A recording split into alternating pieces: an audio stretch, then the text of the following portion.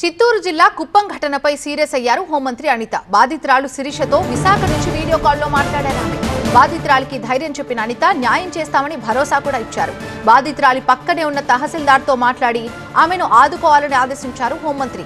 అప్పు తీర్చలేదని మహిళను ఎవరైతే హింసించారో వారిపై చర్యలు తీసుకోవాలని పోలీసులని ఆదేశించారు హోంమంత్రి. కట్టేసి కొట్టినారు మేడం. ఒళ్ళంతా కమిలిపోయింది. ఒక ముసలిలో మన వెంకటలక్ష్మి వణికినమ్మ జగదీశ్వరి రాజా చాలా దారుణంగా మాట్లాడినాడు.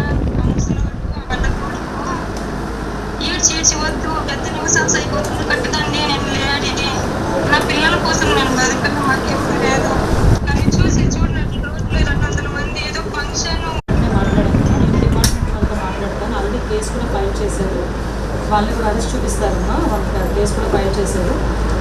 మీకు కూడా ఏం లేదు, నువ్వు కంగారు పడకు. గవర్నమెంట్ మీరు బాగా ఓకేనా? శ్రీకాంత్ గారు ఆల్రెడీ నీతో మాట్లాడారు.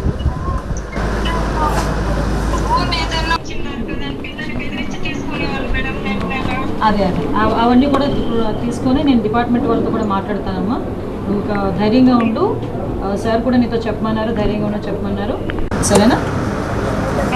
ఓకేమ్మా, ధైర్యంగా ఉండమ్మా. ఇది పిల్లోడేడి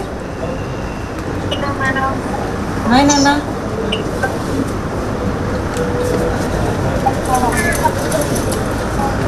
ఓకే, ఏం లేదులేమ్మా, కంగారు పడుతుంది.